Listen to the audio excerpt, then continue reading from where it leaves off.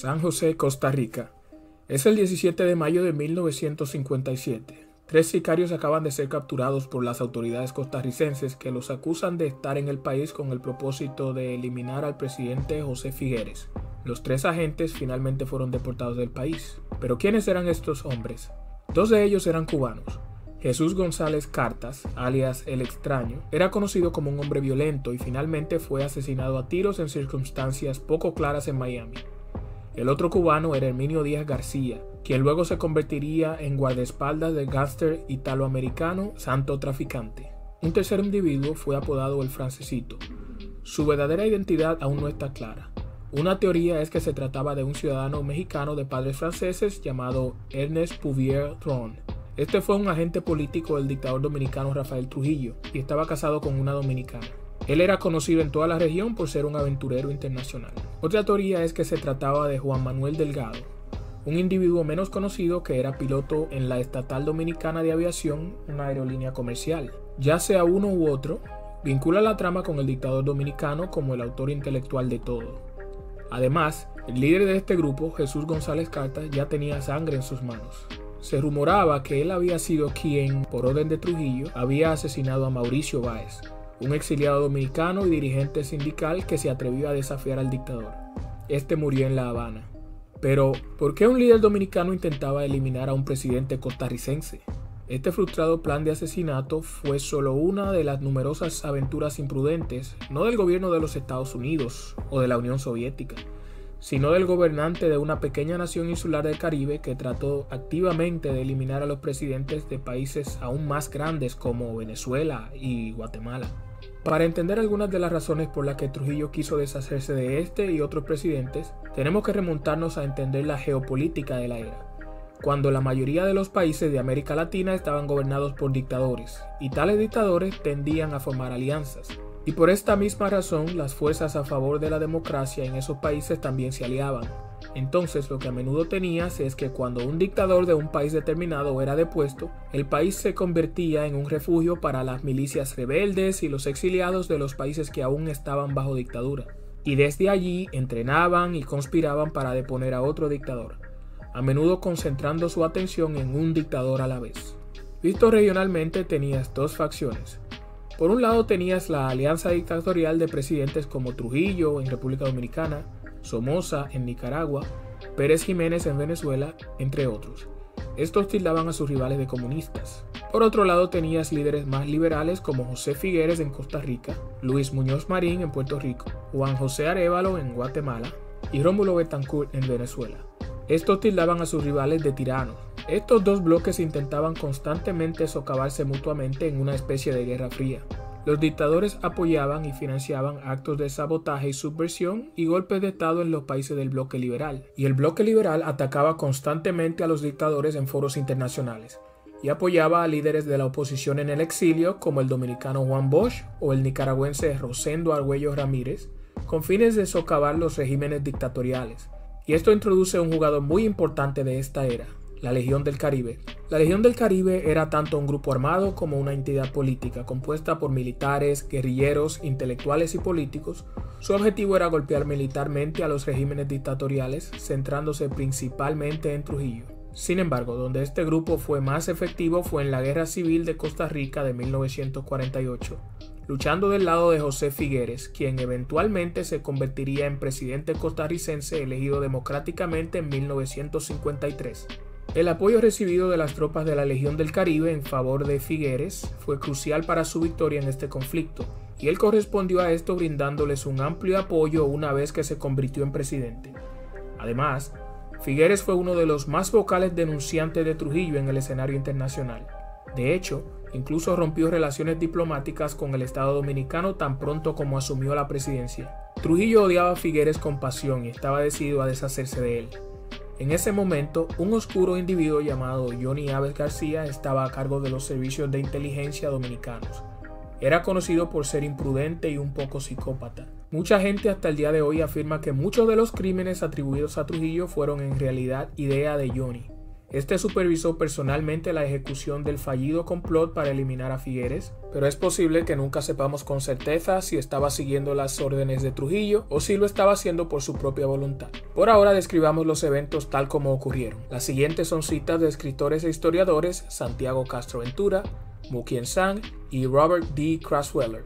Los conspiradores llegaron a San José, Costa Rica, en mayo de 1957. Su enlace era Félix W. Bernardino. El plan inicial era ubicar un terreno adecuado para una pista de aterrizaje que les permitiera escapar a Nicaragua una vez cumplida su misión. Los matones se alojaron en el Hotel Oasis y el 17 de mayo solicitaron una entrevista con el presidente José Figueres. La policía local fue advertida de los propósitos de estos sujetos y fueron detenidos. Los tres llevaban armas de fuego cargadas, una de las cuales, la que portaba el extraño, resultó ser una pistola de filigrana, un regalo de Trujillo. También portaban $5,000 en billetes de 100 con números de serie secuenciales, así como algunos documentos incriminatorios.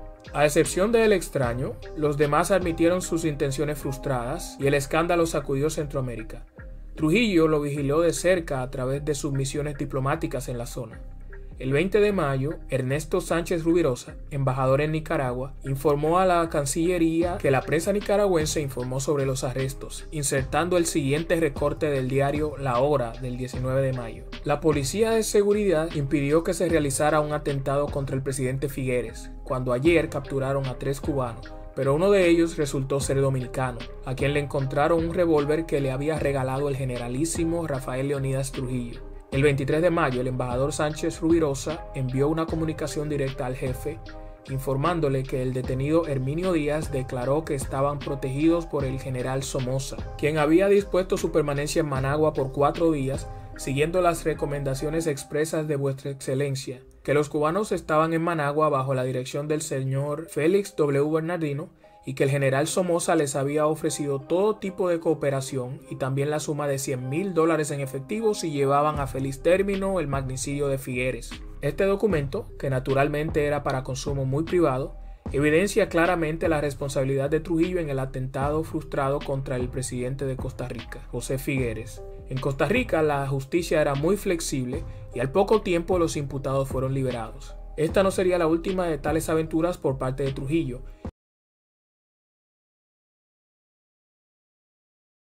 El 19 de junio de 1949, el hidroavión Catalina aterriza en la bahía de Luperón, en la provincia dominicana de Puerto Plata. Esta aeronave está cargada de combatientes, armas y municiones y había despegado desde la zona del lago Izabal, en Guatemala.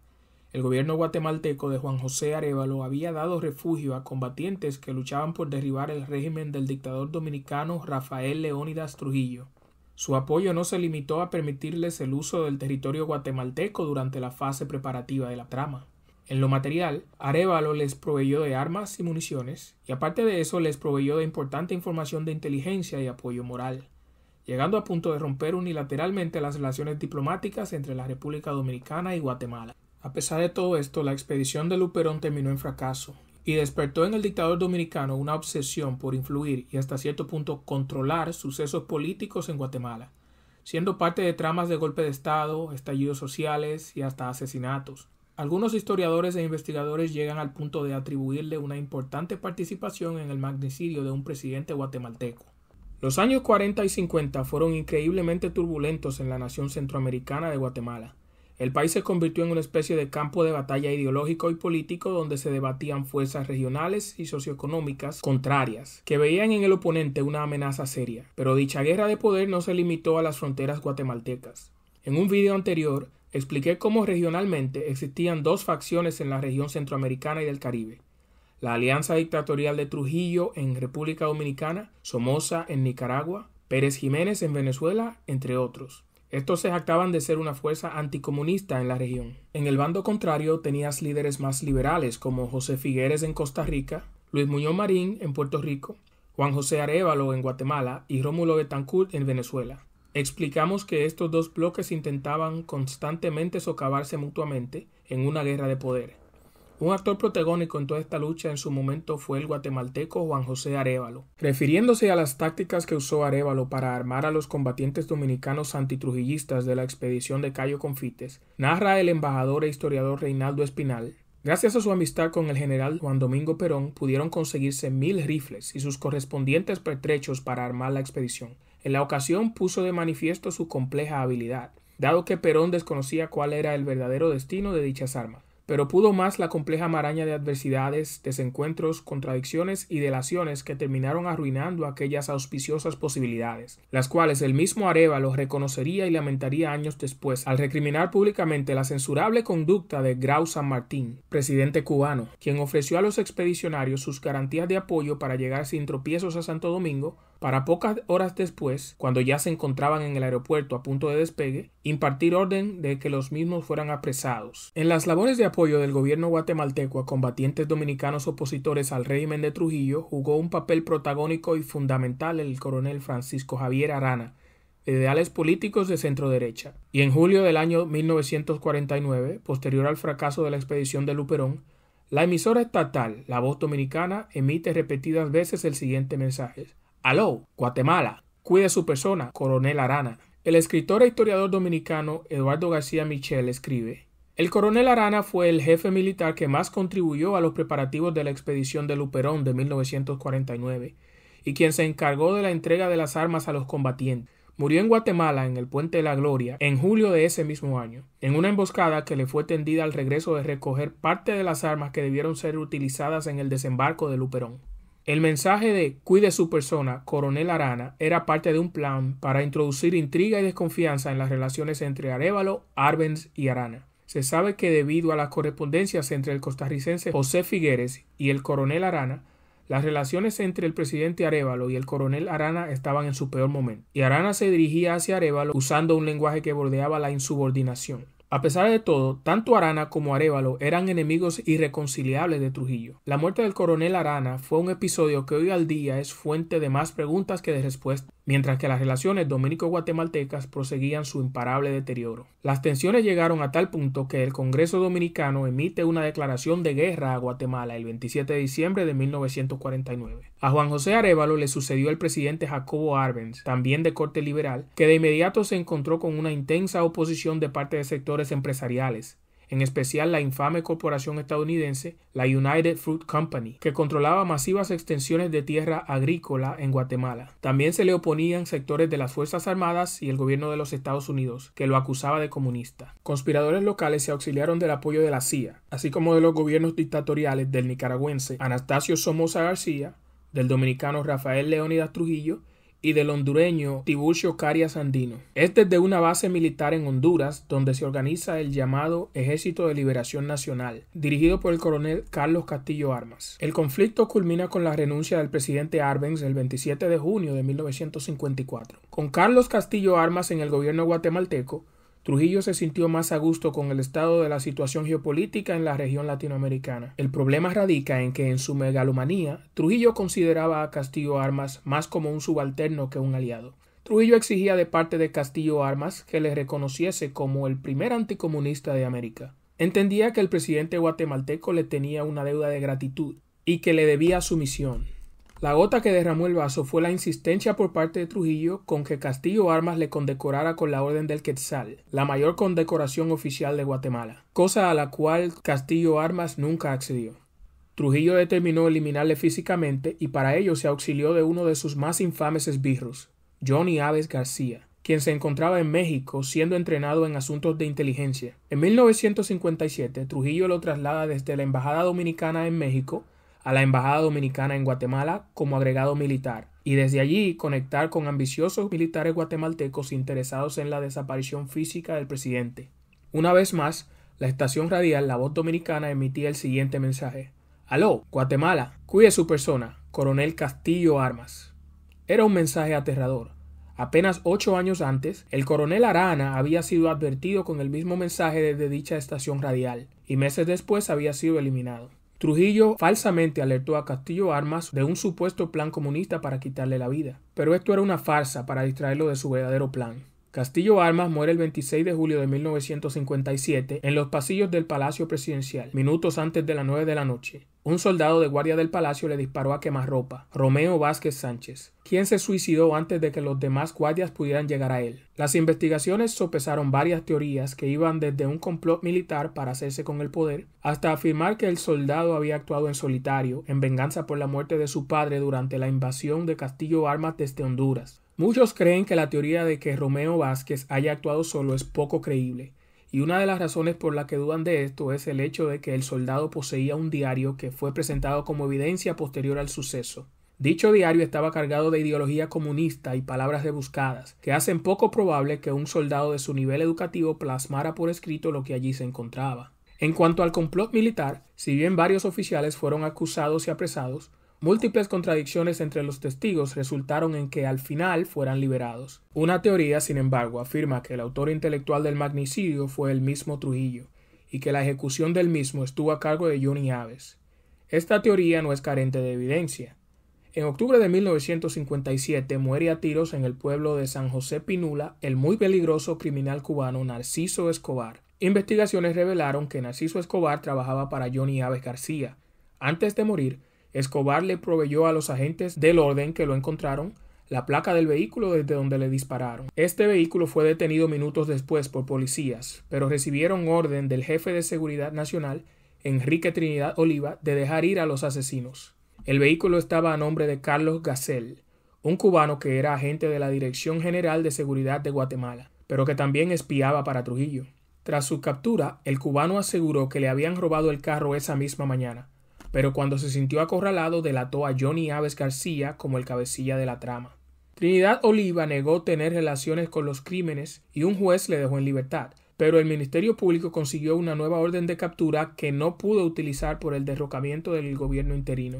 Para cuando regresó la normalidad a Guatemala, Oliva, Gasell y Aves habían huido. El Estado guatemalteco, que había solicitado a la Organización de Estados Americanos, OEA, una investigación sobre la implicación del dictador dominicano en la trama, procedió a retirar la solicitud sin que los motivos para dicho proceder estuvieran muy claros. Ante la posibilidad de ser descubierto, Trujillo usó el testimonio de la amante del presidente de Castillo Armas, Gloria Bolaños, ex Miss Guatemala. Doña Gloria huyó a Ciudad Trujillo perseguida por las autoridades guatemaltecas, pero protegida por Johnny Aves. Gloria Bolaños logró escapar de la persecución de las autoridades guatemaltecas y reapareció en Ciudad Trujillo dirigiendo mensajes hacia Guatemala a través de la emisora La Voz Dominicana, acusando a los propios seguidores de Castillo Armas de haberlo matado. Según afirma el historiador y escritor Tony Raful, Gloria Bolaños no tuvo nada que ver con el crimen, pero tenía problemas agudos con el círculo liberacionista que apoyó a Castillo Armas. Plantea que el hecho de que Johnny Aves se haya arriesgado y esforzado tanto para sacar a Gloria Bolaños de Guatemala y llevarla a Santo Domingo resultaba en extremo sospechoso. Aunque ella en su alegato niega la responsabilidad de Trujillo, Raful cree que fue usada por Aves de mampara para encubrirse y absolver a Trujillo. Una vez logrado su cometido de disipar las acusaciones de que Trujillo había sido el artífice del complot, Gloria Bolaños desaparece de las frecuencias radiales que habían sido su plataforma de difusión por meses tras el magnicidio. Trujillo se había librado de esta manera de las sanciones y castigos que habría sido objeto de haberse conocido públicamente la naturaleza de sus aventuras geopolíticas en el hemisferio.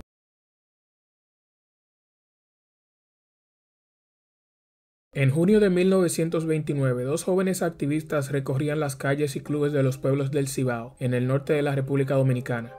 Distribuían un panfleto pobremente impreso de contenido político. Los nombres de dichos jóvenes eran Rómulo Betancourt, revolucionario venezolano de 21 años de edad, y Joaquín Balaguer, intelectual dominicano de 22 años. Rómulo Betancourt había llegado a la República Dominicana en calidad de exiliado. Huía de la persecución desatada por la dictadura de Juan Vicente Gómez. Durante su estadía en el país caribeño, Betancourt se dedicó a dar charlas denunciando el carácter opresor del régimen de Gómez, y junto a otros revolucionarios se dedicaría a conspirar contra dicho gobierno. Sorprendentemente, Balaguer, quien llegó a recorrer los pueblos del norte dominicano junto a Betancourt en su cruzada promotora de los valores democráticos, terminaría siendo una pieza clave de la maquinaria represiva de quien eventualmente sería el peor y más feroz enemigo de Betancourt, Rafael Leonidas Trujillo, el cual llegaría al extremo de atentar contra la vida de Betancourt, en una trama de la cual este último salvaría su vida milagrosamente. Mi nombre es Profesor Núñez y en este video te contaré sobre el hecho que estremeció a todo un continente y en su momento convirtió a las relaciones dominico-venezolanas en el foco de atención del mundo. Rómulo Betancourt, décadas después, alcanzaría la posición de presidente de Venezuela, pero desde muy joven se mostró partidario del internacionalismo. Durante su exilio hizo relaciones con jóvenes políticos de los países que lo acogieron, como Costa Rica y República Dominicana.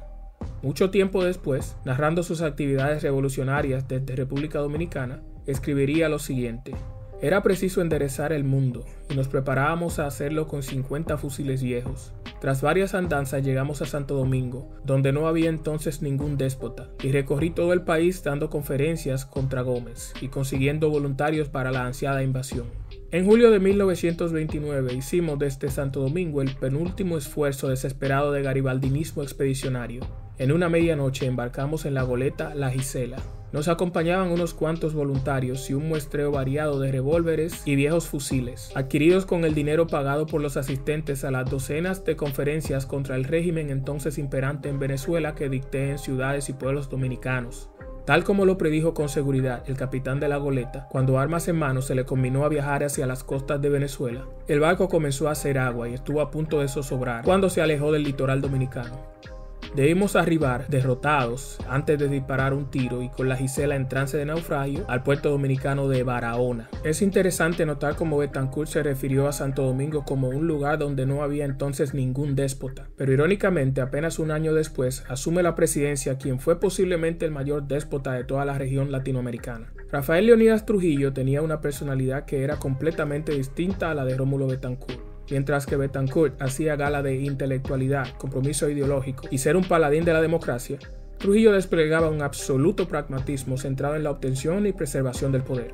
Mientras Trujillo se obsesionaba por la buena vida y en particular por el buen vestir, se sabe que el jefe, como se le llamaba en República Dominicana, poseía miles y miles de corbatas y zapatos. Betancourt por su parte era una persona más sobria, con gustos más sencillos. En la manera de gobernar, aparte del hecho de que Trujillo dirigió un régimen altamente represivo, también se caracterizó por ser uno de grandes realizaciones materiales por todo el país. Carreteras, puentes, hospitales, escuelas y plantas de generación eléctrica proliferaban por todo el territorio dominicano.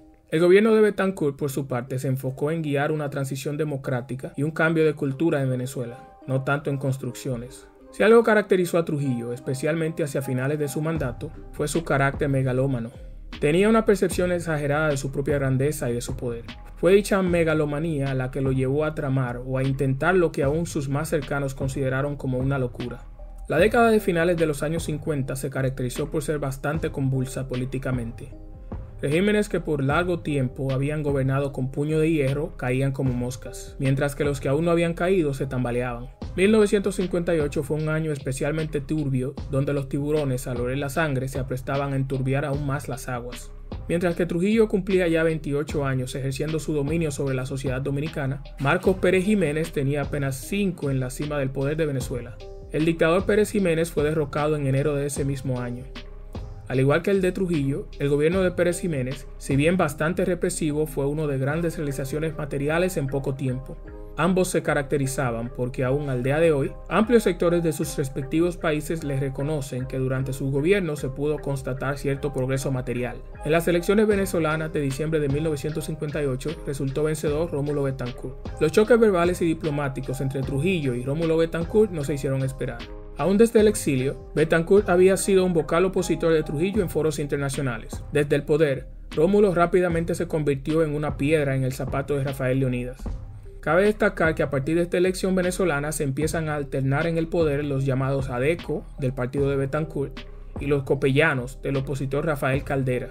Estos dos partidos se rotaron en el poder hasta la llegada del socialista del siglo XXI, Hugo Chávez. Las constantes denuncias de Rómulo Betancourt contra la dictadura trujillista movieron al tirano a asociarse con fuerzas a lo interno de Venezuela con tal de tomar acciones retaliatorias contra el gobierno de Betancourt. Se consideraron varias opciones. Una de estas dio origen a un equipo élite dominicano llamado los Hombres Rana, quienes más tarde, en 1965, luego de la muerte de Trujillo, jugarían un papel decisivo en la Guerra de Abril de ese mismo año. El historiador dominicano Reinaldo Espinal escribe al respecto lo siguiente, cito: la Escuela de Comandos de Hombres Rana, de la entonces Marina de Guerra, creada bajo régimen de estricto sigilo, consistía inicialmente en 3 escuadras que formaban en total 36 hombres, bajo la jefatura del Dr. Sunzini, La misión inicial de este cuerpo élite sería, como ya se indicara, realizar una acción de sabotaje entre finales de 1959 y principios de 1960 contra el gobierno de Betancourt, quien, como ya se indicara anteriormente, en febrero de 1959 había ascendido nueva vez a la presidencia de Venezuela. La misma tendría por blanco los campos de petróleo del lago Maracaibo. Para llevarla a cabo, el comando élite sería trasladado en un pequeño barco mercante hasta un punto próximo a Puerto Cabello, y desde allí los hombres rana, en 3 pequeños submarinos biplazas de la Marina de Guerra, llegarían hasta la costa para efectuar la destrucción de los pozos petrolíferos. Se presume que fue Johnny Aves quien hizo a Trujillo cambiar de idea, al sugerirle que no era menester el referido sabotaje si era posible eliminar a Betancourt directamente. Acción aún más temeraria, la cual vendría a ejecutarse meses después, con el atentado a Betancourt dirigido por Trujillo a través de Aves, el 24 de junio de 1960 en la avenida Los Próceres.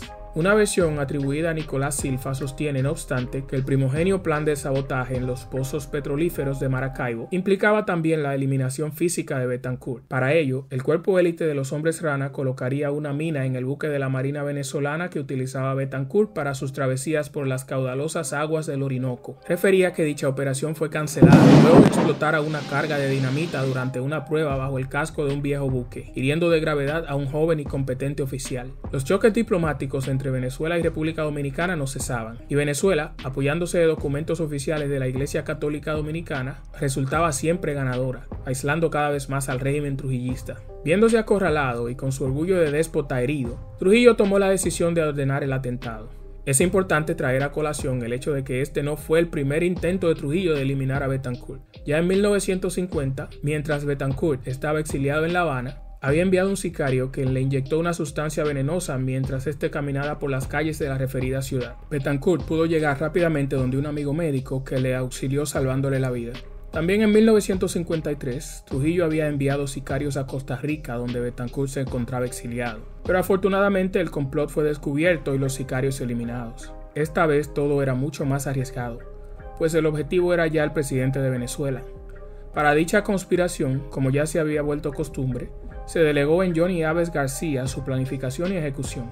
Aves contrató los servicios de un venezolano que para entonces vivía en República Dominicana, llamado Juan Manuel Zanoja. Este Juan Manuel Zanoja era un personaje bastante interesante. Había vivido 20 años en la localidad de Moca, en el norte de la República Dominicana, ganándose la vida como odontólogo y viviendo una vida fiestera pero sin sobresaltos junto a su esposa mexicana. Allí le nacieron varios hijos, de los cuales 2 hicieron vida militar en el ejército dominicano. Quienes conocieron a Zanoja en el Cibao, quienes lo vieron como el dentista tranquilo, amistoso y mujeriego, nunca imaginaron que este había tenido un pasado revolucionario y lleno de aventuras peligrosas. Estuvo preso en su natal Venezuela durante el régimen de Juan Vicente Gómez. También había militado en la Revolución Mexicana.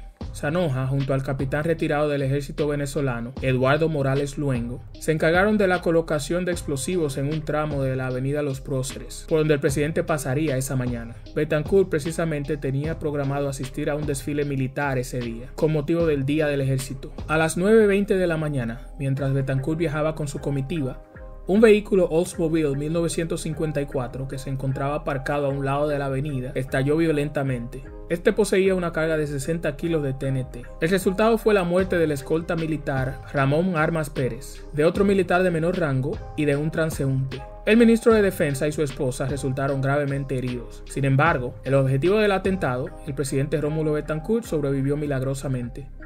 Sus manos quemadas y su rostro marcado por las heridas y las llamas quedaron como testamento del infernal ataque. Lo llevaron a un hospital universitario donde le fueron tratadas sus heridas. Si bien no sufrió heridas que pusieran su vida en riesgo, se quemó gravemente sus manos luchando por tratar de salir del vehículo en llamas. El puro hecho de que ese vehículo Oldsmobile se encontrara en las proximidades de donde pasaría la caravana presidencial terminó siendo un factor que delató a los conspiradores, debido a que solo oficiales militares estaban en capacidad de colocar el vehículo allí apenas minutos antes de que pasase la caravana, como ocurrió. Mientras la caravana presidencial se desplazaba por la avenida, un conspirador de nombre Luis Cabrera Cifontes esperaba por la señal con la cual otro participante de la trama, de nombre Yanes Bustamante, le indicaría el momento preciso para activar la carga remotamente. Llegado el momento, Yanes Bustamante se debía quitar el sombrero, a modo que la explosión destruyese la parte trasera del vehículo y acabase con la vida del presidente. Pero Yanes Bustamante cometió un error. Se quitó el sombrero antes del momento indicado, por lo que la explosión afectó mayormente la parte delantera del Cadillac presidencial. El presidente pudo salir e incluso sacar a otros 2 pasajeros del vehículo donde estaba. Horas después, desde su cama de hospital, dijo las siguientes palabras, las cuales fueron transmitidas por radio para toda la nación. Conciudadanos, estoy hablándoles desde mi cama de enfermo. No me cabe la menor duda de que en el atentado de ayer tiene metida su mano ensangrentada la dictadura dominicana para impedir que Venezuela marche hacia el logro de su destino final. Pero esa dictadura vive su hora preagónica. Son los postreros coletazos de un animal prehistórico incompatible con el siglo XX. Las investigaciones no se hicieron esperar, donde las autoridades actuaron rápido, contando con la colaboración de agencias de otros países, como Scotland Yard, la Policía Metropolitana de Reino Unido, así como otras de otros países. Las pesquisas certificaron que Trujillo era el autor intelectual de la trama, y quien suplió a los conspiradores de armas, dinero, explosivos, entrenamiento y todo lo demás que estos pudiesen necesitar. Los conspiradores asumieron que con la explosión la evidencia se destruiría, mas la placa del carro pudo ser recuperada y su propietario interrogado. Este resultó ser un familiar político de Yanes Bustamante. Las autoridades allanaron la vivienda de Yanes Bustamante, encontrando allí evidencia incriminatoria. Eduardo Morales Luengo y su hermano Ángel Morales Luengo habían traído desde República Dominicana la bomba y todos sus implementos. Casi todos los implicados habían llegado desde República Dominicana poco antes del atentado.